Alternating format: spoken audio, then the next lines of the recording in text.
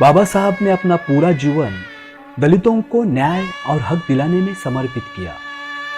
भीमराव रामजी आंबेडकर जी का जन्म 14 अप्रैल 1891 में एक सामान्य कुटुंब में हुआ।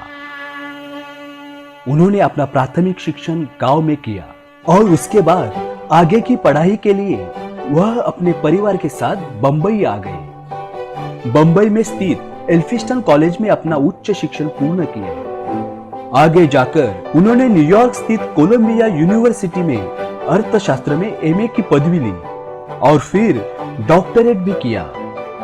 बंबई के सिडनेम कॉलेज में नौकरी कर उन्होंने कुछ पैसे इकट्ठा किए और फिर लंदन जाकर बैरिस्टर की पदवी हासिल की। सन 1924 में बंबई के हाई कोर्ट में उन्होंने वकालत का काम शुरू किया।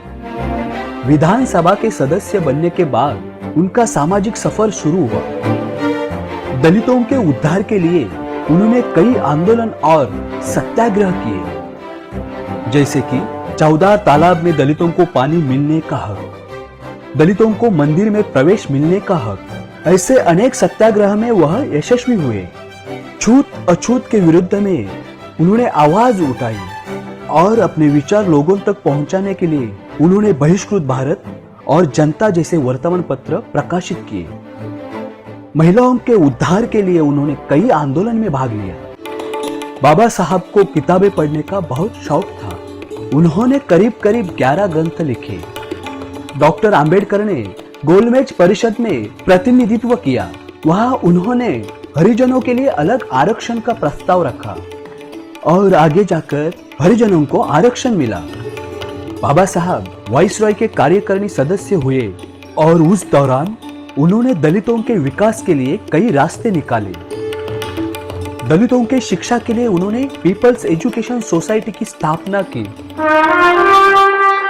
सन 1947 में संविधान सभा ने स्वतंत्र भारत का संविधान लिखने के लिए ड्राफ्टिंग कमेटी बनाई।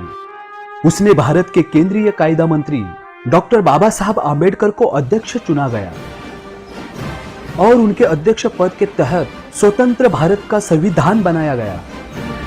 स्वतंत्र भारत में छूत अछूत का खात्मा हुआ। इतना ही नहीं बल्कि छूत अछूत मानना गुनाह ठहराया गया और बाबा साहब के विचारों की जीत हुई।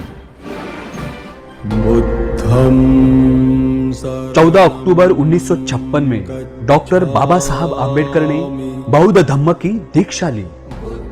बाबा साहब ने दलितों के और देश के विकास के लिए काफी संघर्ष किया और अंत में 6 दिसंबर 1956 का वो काला दिन जब समय ने हमारे प्यारे बाबा को उम्र के 65वें साल में हमसे छीन लिया।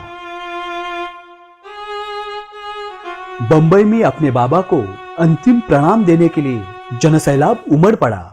दलितों के गरीबों के बाबा चल पड़े थे महानिर्वाण की तरफ। बुद्धम शरणम गच्छामि, धम्मम शरणम गच्छामि। आज भी भारत के कोने कोने से लोग बंबई में स्थित बाबा की चैत्य भूमि पर बड़े तादाद में आते हैं और उनका स्मरण करके उनको श्रद्धांजलि अर्पण करते हैं। बाबा साहब ने दलितों के लिए जो किया वो किसी भगवान से कम नहीं था। वो हमेशा हमारे दिल में रहेंगे। हमारी और आने वाली अनेक पीढ़ियां बाबा साहब के विचारों को हमेशा जीवित रखेगी, इसमें कोई शक नहीं।